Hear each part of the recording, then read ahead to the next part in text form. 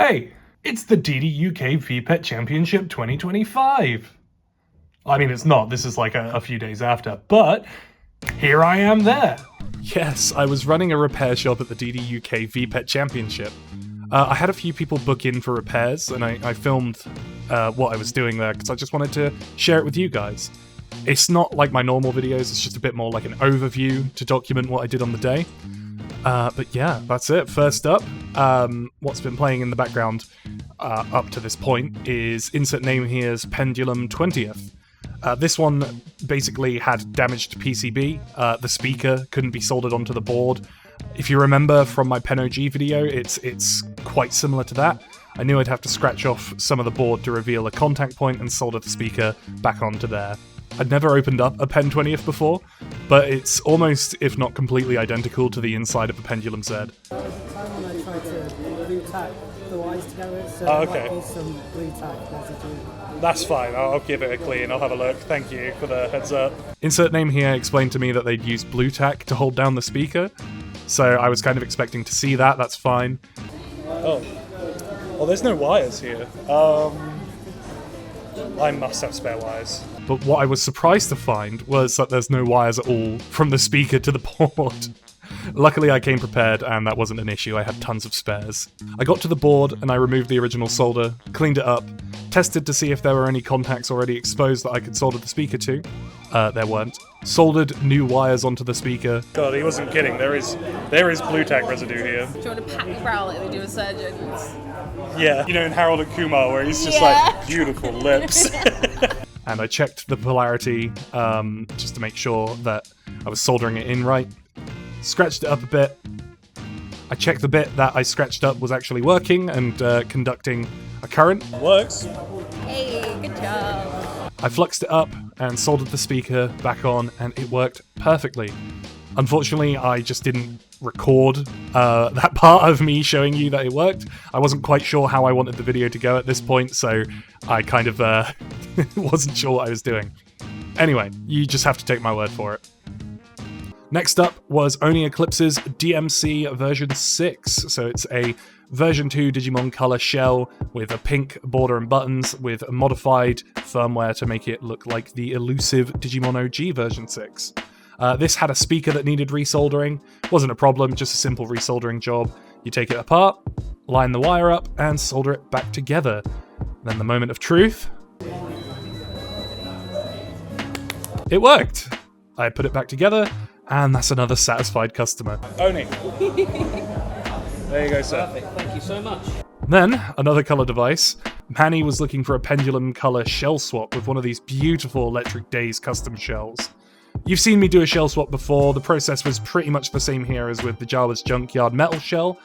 You take it apart, move the fake pendulum clacker thing across, you melt the plastic so that you can get the speaker out, take it even further apart, move the guts over, screw the board into the new shell.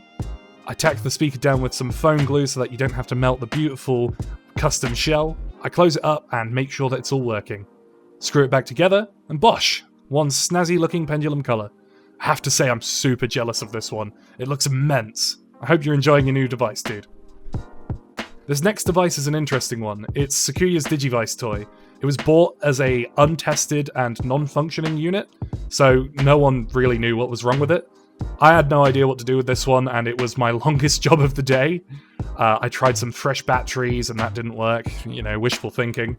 I opened it up, I found the pendulum screw was stripped. Oh wow. So I had to figure out how to get that out. It is just absolutely fucking stripped. How do I get in here?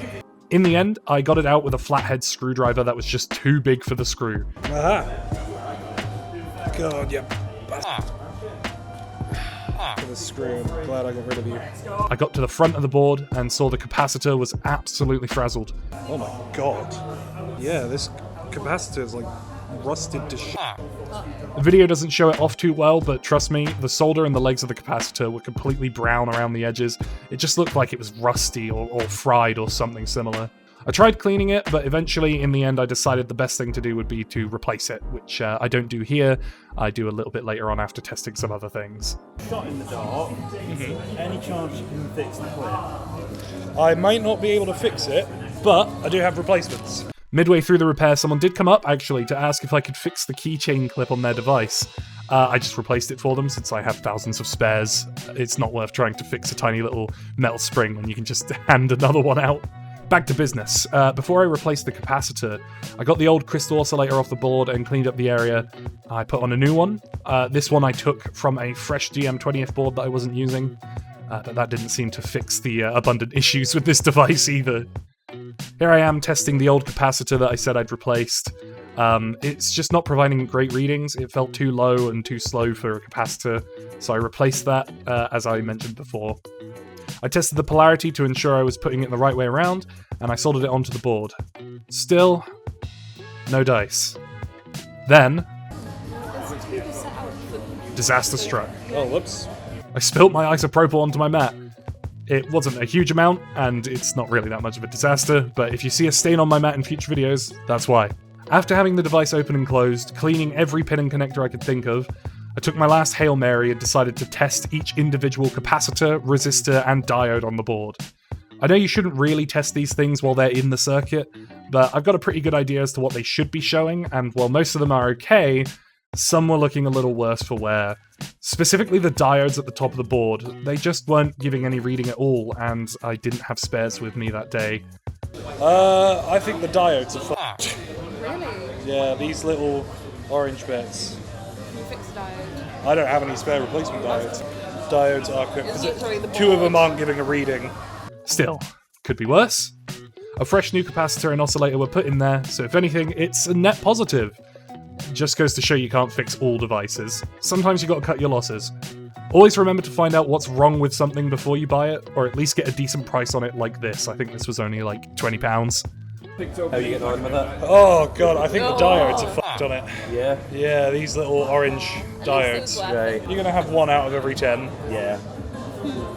The technical term. It's fucked me. Moving on, we've got Angdenfil's Pendulum Original Wind Guardians, which had the debug mode enabled.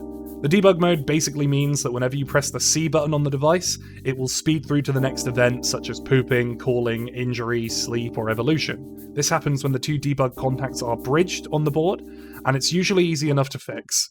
I just had to open it up, clean the contacts up with some isopropyl, and close it up. And when I press the C button, the egg didn't immediately hatch. And there we go, it's not immediately hatching. I'm not speeding up the pendulum through the power of pressing the C button. Another easy fix. It was much needed, especially after the previous one. I even left my batteries in there so that Angdenfil could use the device on the day. And now, the main event. This is Jero's DMOG version 1 that he got in Amsterdam, and he wanted me to swap out the cage buttons and background with ones selected by Alex, Ivan, and Dan, the hosts of the event. This is the picture I had to go off of. This was really simple, and it harkens back to my Digimon 20th custom video. So, one more time, we had to open it up, swap out the buttons with the yellow ones, swap out the background with my custom Digimon Adventure one, then swap the cage with this lovely green one. Very Tyrannomon. I gave everything a quick scrub with some isopropyl alcohol, sealed it back up, and returned it to Jero. The only thing is, it's acting all weird since the event, so Jero's sending it back to me so I can have another crack at it. My bad. There was one last thing I did at the repair shop. I was approached by Geordie, Kodamo Devices himself, to do a shell swap on Alex's Digimon Kiwami. To change it from the original grey and purple that it was, to a swanky new black and red more fitting for Alex's colour scheme. I didn't get any footage of it, unfortunately. I don't know what I was thinking. I should have absolutely recorded it. But it was really cool to do some work on a custom device with the original creator, getting tips on what to do and how to open these things up. Plus, we even signed the inside as a sign of our little collaboration. This will likely be Alex's first time hearing or seeing this, so there you go. And that's it. I want to thank my partner Soph for helping me out on the day. You've probably heard her chirp up throughout these videos, and without her, the whole repair shop wouldn't have run nearly as smoothly as it did. Thank you so much to everyone that was there. It was fantastic. What a brilliant event. I can't thank everyone who was there enough. Thank you for using my repair shop. It was a blast to see so many devices and even to repair quite a few of them. I think I was like on a 90% success rate on them, so that's not bad. That's not bad going. I'm really happy with that. Really good to see you all, and hey, see you at the next one.